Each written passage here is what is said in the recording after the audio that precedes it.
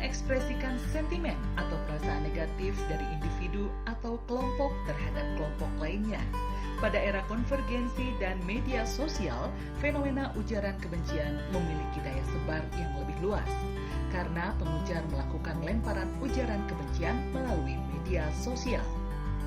Pasca Pilpres 2019, lemparan ujaran kebencian dalam ruang media tidak mengalami waktu surut.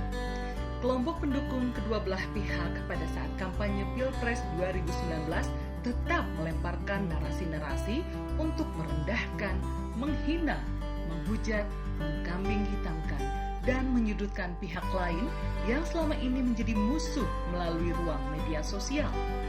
Ujaran kebencian ini juga biasanya muncul sebagai bentuk respon dengan frekuensi tinggi jika figur atau tokoh yang dianggap lawan melakukan kesalahan dalam menjalankan program atau menunjukkan ketidakmampuan dalam menyelesaikan persoalan, atau juga jika melakukan tindakan komunikatif yang dianggap tidak logis. Pada masa pandemi COVID-19, kegaduhan yang dikonstruksi dalam bentuk ujaran kebencian semakin meningkat. Isu pandemi COVID-19 bukan hanya menjadi isu tentang kesehatan saja, tapi juga memicu perang kebencian dalam media sosial yang menyinggung masalah kebodohan masyarakat, perilaku elit dan kebijakan, masalah ekonomi, bahkan agama.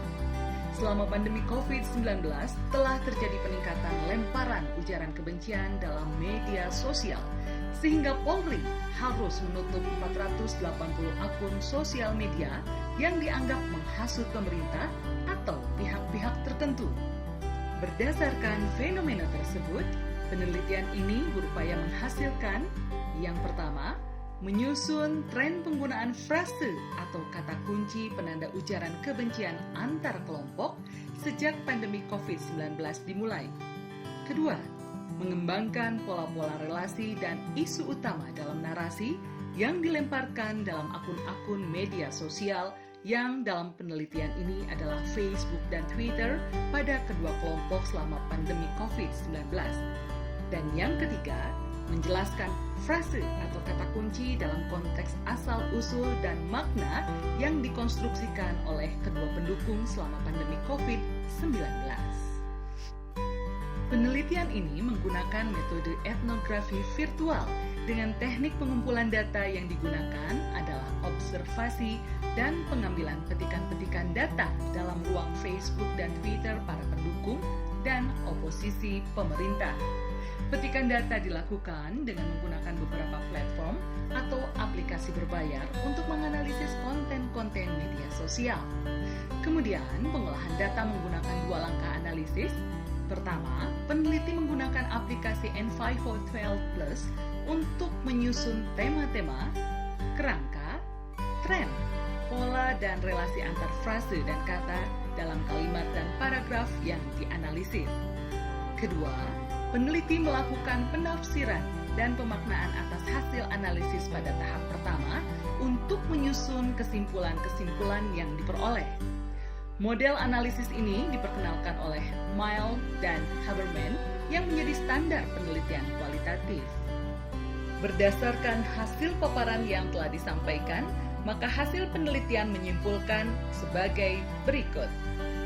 Pertama, program pemerintah dalam penanganan COVID-19 tidak hanya menjadi bahan diskusi tentang penanggulangan dalam aspek kesehatan, namun meluas pada bidang-bidang lainnya, sehingga menjadi narasi sosial seperti kemiskinan, kekurangan pangan dan bantuan sosial, agama, keamanan, transportasi, mobilitas penduduk, terutama sehubungan dengan PSBB yang melarang untuk mudik, dan tentu saja masalah politik.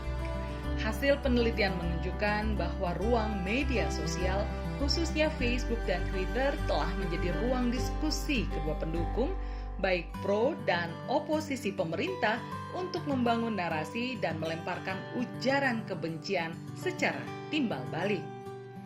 Dalam menjelaskan masalah ini, ujaran kebencian semakin tinggi, baik dalam Facebook maupun Twitter, jika status pemilik akun, dalam hal ini para influencer, menuliskan status yang mengkritik lawan politik yang didukungnya, baik secara halus maupun kasar atau keras. Sedangkan di antara followers, sebagian kecil melakukan perilaku saling berbalasan. Kedua, pola-pola narasi yang dilemparkan dalam akun media sosial Facebook dan Twitter kedua kelompok selama pandemi COVID-19 berpusar pada perpanjangan konflik pasca Pilpres 2019.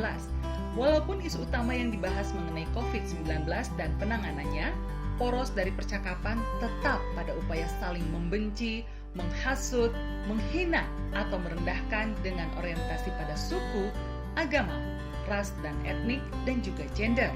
Bentuk dominan ujaran kebencian terletak pada kategori hinaan atau humiliation, tuduhan atau accusation, dan umpatan atau swearing. Ketiga, ujaran kebencian ditandai dengan penggunaan kata-kata yang jorok atau abusive dan kata-kata kasar atau profane. Penunjukannya adalah penggunaan kata sifat yang paling menonjol yang maknanya paralel dengan dianggap lebih rendah, bodoh atau stupid, menjijikkan atau disgusting, menyedihkan atau pathetic, jahat dan berbahaya, dan menggambarkan orang lain sebagai orang yang rakus atau greedy, serta terbelakang atau retreat. Selanjutnya mereka juga banyak menggunakan kata benda atau kerja yang berorientasi pada agama, gender, alat kelamin atau tubuh manusia, serta sesuatu yang kotor. Berdasarkan hasil penelitian selama 2 tahun atau 2 periode pelaksanaan penelitian, yang dimana penelitian pertama berbicara tentang ujaran kebencian yang berkaitan dengan Pilpres 2019, dan pada tahun kedua penelitian kita berbicara tentang ujaran kebencian dalam ruang Twitter dan Facebook yang berkaitan dengan kebijakan pemerintah dalam menangani COVID-19 tahun 2020. Akhirnya kami membuat 2 model, di mana model pertama berbicara tentang bagaimana munculnya ujaran kebencian dalam ruang virtual, dan model kedua berbicara tentang bagaimana mereduksi ujaran kebencian dalam ruang sosial media.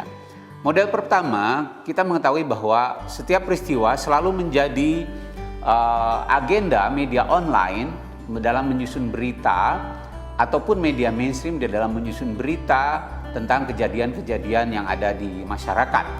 Nah, sumber dari media online ini menjadi agenda para influencer untuk menyusun status atau menyusun timeline mereka yang berupa opini yang berkaitan dengan kebijakan pemerintah tentang penanganan COVID-19 ataupun mungkin pada saat periode pemilu 2019. Nah, biasanya isi dari atau konten dari timeline mereka bisa berupa kritik atau bisa berupa komentar yang pedas terhadap kebijakan-kebijakan yang disusun oleh pemerintah. Nah, komentar-komentar ini atau opini dari para influencer ini menimbulkan 2 bentuk respon dari para user atau para follower dalam bentuk ujaran kebencian atau dalam bentuk bukan ujaran kebencian.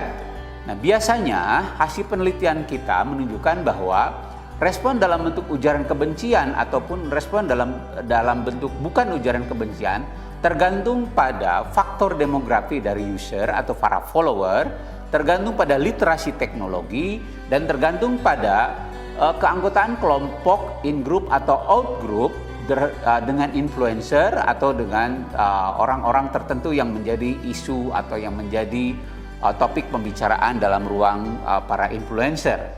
Nah, respon tersebut dari khalayak ini biasanya atau kita kategorikan menjadi 3 bagian. Pertama, respon dalam bentuk yang sifatnya netral, respon yang biasanya berbentuk serangan balik terhadap influencer atau counter attack, dan respon yang berupa kesetujuan mereka terhadap opini atau pendapat dari para influencer. Nah, jika kita lihat proposisi yang dihasilkan dari penelitian ini menunjukkan bahwa semakin tinggi kritik atau semakin keras kritik para influencer terhadap kelompok tertentu, baik terhadap pemerintah maupun terhadap misalnya kalau kelompok oposisi terhadap pemerintah atau kelompok pemerintah atau pro pemerintah terhadap oposisi, itu akan memunculkan serangan balik dalam bentuk ujaran kebencian yang sangat tinggi dari para follower. Nah, di sini proposisinya menunjukkan bahwa ini adalah hubungan sifatnya timbal balik antara munculnya kritik yang pedas dengan ujaran kebencian di dalam ruang sosial media. Demikian model yang pertama dari penelitian ini. Terima kasih. Bentuk klasifikasi dominan ujaran kebencian terdapat beberapa kata. Pertama, bentuk ujaran insulting atau humiliation, yaitu penyampaian ujaran kebencian terhadap pihak lawan dalam susunan kalimat merendahkan pihak lawan.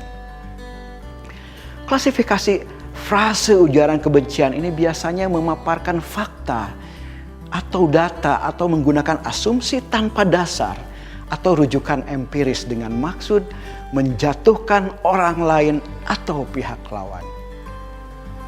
Yang kedua, intimidating, yaitu penyampaian ujaran kebencian yang mengutamakan ekspresi intimidasi atau penyerangan atau ancaman terhadap pihak lawan. Kalimat ancaman ini menggunakan pesan yang bersifat menakut-nakuti pihak lawan karena tindakan mereka. Ketiga, accusations, yaitu bentuk penyampaian ujaran kebencian yang menuduh orang lain atau pihak lawan berbuat curang atau telah berbuat tidak adil, sehingga pihak lawan dianggap bersalah dan wajar mendapat hukuman dari sebuah proses kompetisi. Selanjutnya yang keempat, swearing, yaitu sebuah penyampaian ujaran kebencian berupa umpatan yang paling banyak ditemukan, yang kadangkala sulit dibedakan atau dideteksi sebagai bentuk ujaran kebencian.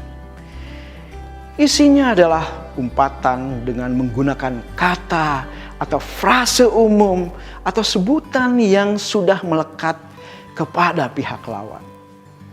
Pola ini biasanya melekatkan beberapa kata sifat yang mengandung keburukan, kejelekan atau tuduhan tanpa dasar.